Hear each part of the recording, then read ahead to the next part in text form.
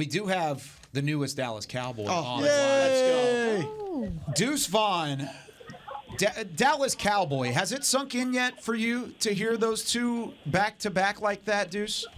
I'm not going to lie, it has not yet. I'm sure it will over the next couple of hours, but, man, I'm super excited, man. So I hope you weren't watching our coverage. I do hope you were. I hope you were, Deuce. We would have 100% ruined the moment because we were excited, along with everybody else in that war room, about what was about to happen. Explain that moment for you and what it was like hearing that phone call. It was crazy. I was sitting there and just talking to a couple of my friends that were sitting next to me at the party, and I looked down. There was a Dallas a Dallas area code that popped up, and I had to pause for a couple of seconds just to think about it. But got on the phone and heard Jerry Jones's voice, and it's all started to feel a little bit more real. And man, just unbelievable. I can't even put it into words how excited I am right now to get to work. And this is unbelievable, man. Well, Deuce, hey, congratulations of overcoming the character concerns of your dad. Usually that will hurt a player. No, your old man is in the scouting community is one of the all-time greats, and congratulations. I know that your family. By the way, did you get all your ability from your mom? I did. You did? All from the mom's side. Your mom has great vision, right? You got that elusiveness Correct. about her? All right, cool. But look, seriously, congratulations. Was it one of those things, when you went into this, though, Deuce, did you have expectations, or did you say, hey, I'm just going to let this thing play, and wherever I end up, it's the will, that's what's going to happen? Yes, sir. For myself, it was never really when I was selected, but it was where. For myself, it was going to be the place with the right fit, the place that had the belief in me to come in and take my opportunity and to be able to run with it.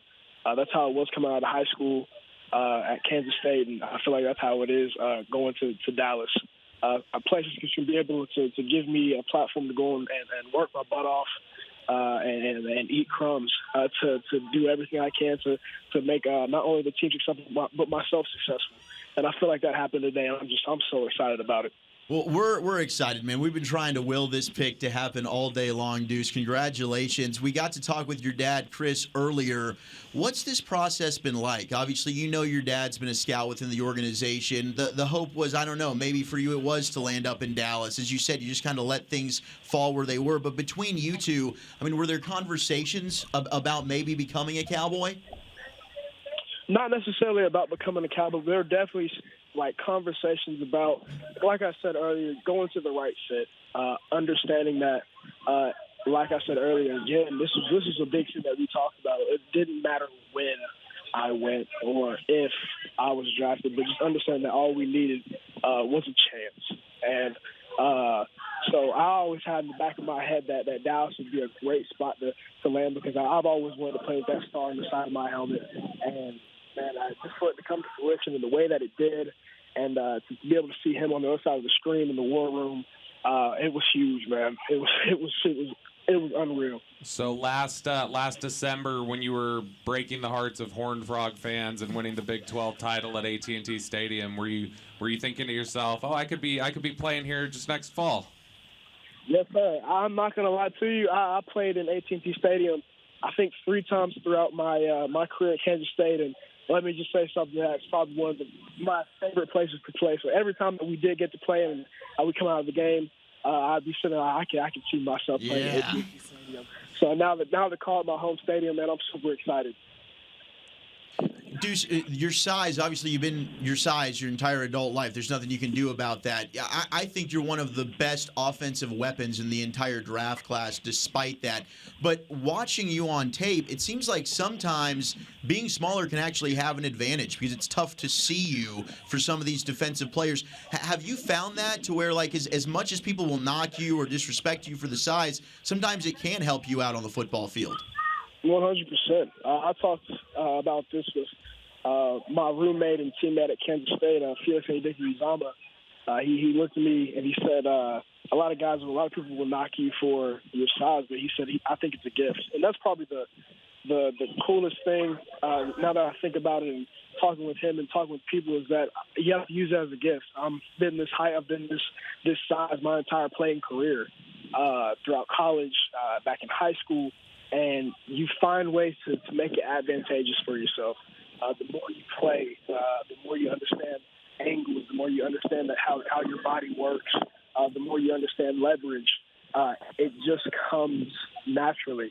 And for myself, like you said, I've been this height, I've been this size my entire playing career, but I found how to be advantageous with it. And I do not plan on stop using that up to this point. Deuce, we spoke to your father briefly about your ability and your ability as a runner, but one thing that really sticks out to me is your ability as a receiver in the slot and what you can do on the run once you get the ball in your hands. Is that something that's important to you to showcase, especially in this NFL where running backs are being asked to catch passes and do something with it?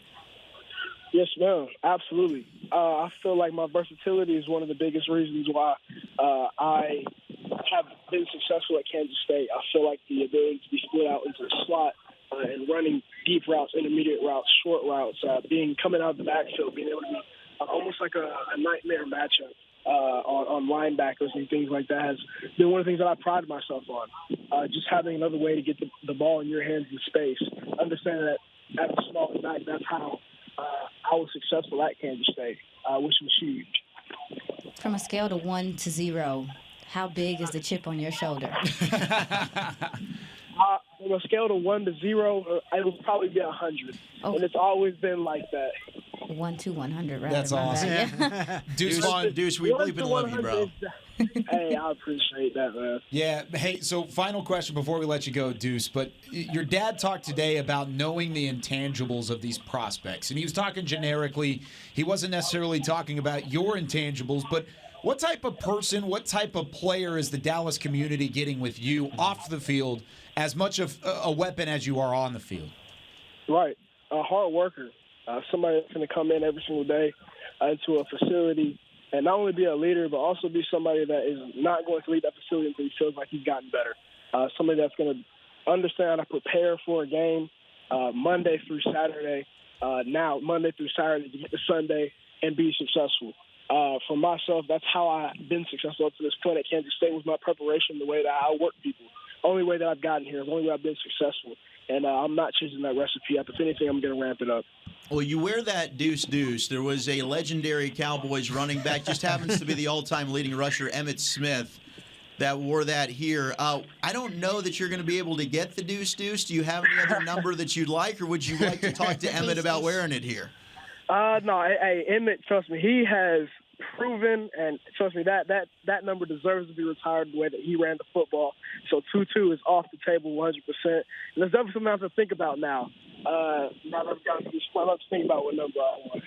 Well, that'll be a fun conversation. Probably one of the more fun conversations you've had. But, Deuce, we are so pumped to have you here. We know what type of person your dad is, and we can't wait to have you in the building as well. That's going to be a 1-2 punch that will be a fun thing to watch blossom over the next couple of years. Congratulations on this moment, and we'll see you real soon. Yes, sir. Thank you so much.